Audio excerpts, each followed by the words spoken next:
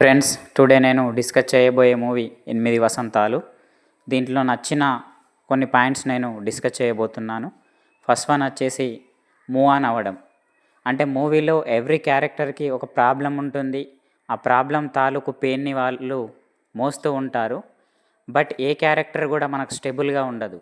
అంటే వాళ్ళ గోల్తో వాళ్ళు మూవ్ ఆన్ అవుతూ ఉంటారు. అంటే ఇక్కడ ఈ సినిమా ద్వారా, ఈ క్యారెక్టర్స్ ద్వారా మనకి ఏం చూపించారంటే, లైఫ్లో ఎవ్వరు ఎంత పెయిన్ వచ్చినా మూవ్ ఆన్ అవ్వడం కంపల్సరీ. మూవ్ ఆన్ అవుతేనే లైఫ్లో మనకంటూ ఒక గోల్ రీచ్ అవుతామని ఈ మూవీ ద్వారా చాలా బాగా చూపించారు. పర్టికులర్గా హీరోయిన్ క్యారెక్టర్ ద్వారా, హీరోయిన్ ఫస్ట్ లవ్లో ఫెయిల్ అయినా కానీ తన గోల్ని చూసుకుంటూ రీచ్ అవుతుంది. తన గోల్ని అలాగే లైఫ్లో మూవ్ ఆన్ అవుతుంది.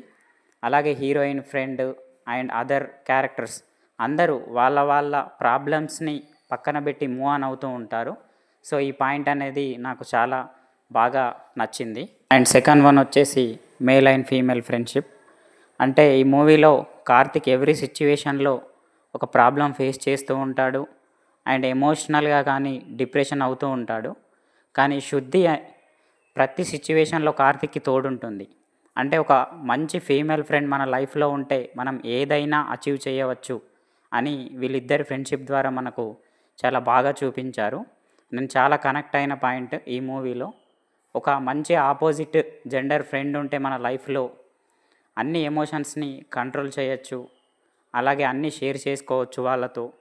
అండ్ మన లైఫ్ని కొత్త యాంగిల్లో చూడవచ్చని వీళ్ళిద్దరి ఫ్రెండ్షిప్ ద్వారా చాలా బాగా చూపించారు. ఈ పాయింట్ అయితే చాలా చాలా బాగా నచ్చింది.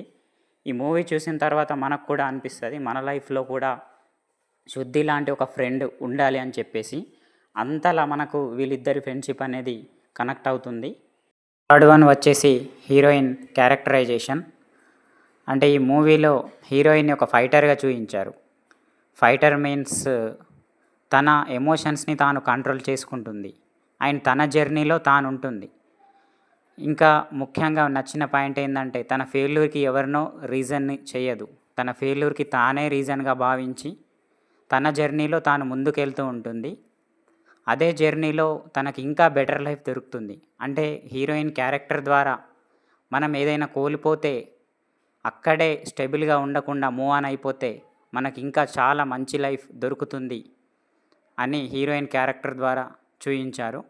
అండ్ అన్ని పర్స్పెక్టివ్లో, like mother emotion and teacher bonding and friendship, అన్ని పర్స్పెక్టివ్లో హీరోయిన్ని చాలా కొత్తగా చూపించారు హీరోయిన్ క్యారెక్టర్ని. ఫోర్త్ వన్ వచ్చేసి డైలాగ్స్. అంటే ఈ సినిమాలో ప్రతి డైలాగ్ వెనుక ఒక ఎమోషన్ ఉంటుంది అండ్ ప్రతి డైలాగ్కి మనం కనెక్ట్ అయిపోతాం. అంటే ఒక సినిమాలో మనకు అన్ని డైలాగులు నచ్చకపోవచ్చు, బట్ ఈ సినిమాలో ప్రతి డైలాగ్ మనకు నచ్చుతుంది. నచ్చడమే కాదు, మనం ఏదో ఒక సిచ్యువేషన్లో మన లైఫ్లో కూడా ఆ డైలాగ్ని కనెక్ట్ అయిపోతాం. అంత బాగా డైలాగ్స్ ఉన్నాయి. అండ్ కొన్ని సీన్స్ అయితే మనకు ఆ సీన్స్లో ఉన్న డెప్త్ని డైలాగ్స్ ద్వారానే కన్వే చేశారు. లైక్ ఇప్పుడు ఆమె చెప్తుంది హ్యూమెన్ అంటే ఏందంటే, అంటే మదర్ తెరిస్సా అంటే సహాయం అని, సరస్వతీదేవి అంటే జ్ఞానం అని. అంటే ఒక అమ్మాయి తన అందాన్ని దాటి చూస్తే తనలో ఒక సముద్రమే కనబడుతుంది. ఇలాంటి డైలాగ్స్ ప్రతి డైలాగ్ ఒక్కటని కాదు, ఎవ్రీ డైలాగ్ మనకు ఎక్కడో గుచ్చుకుంటుంది అండ్ మనం ఫీల్ అయ్యేలా చేస్తుంది. అలాంటి డైలాగ్స్ ఈ సినిమాకు చాలా ప్లస్ పాయింట్. ఆ డైలాగ్స్ వల్లనే ఈ సినిమా ఇంకో స్థాయికి వెళ్ళిపోయింది. అండ్ ఆ డైలాగ్స్ మనకు ఎప్పుడు గుర్తుండిపోతాయి. ఒక నోటెడ్ పోయం లాగాను అయిపోతాయి ఆ డైలాగ్స్. అంత మంచి డైలాగ్స్ని ఈ మూవీలో ఉన్నాయి. అది కూడా చాలా బాగా నచ్చింది. ఫైనల్గా 8 వసంతాల గురించి నా మాటల్లో చెప్పాలంటే, ఈ 8 వసంతాలు అనే సినిమా అనేది వెండి తెరపై ఆడే సినిమా కాదు, మన గుండె తెరలో ఎప్పుడు నిలిచిపోయే ఒక అద్భుతమైన పెయింటింగ్, పోయంగా నిలిచిపోతుంది.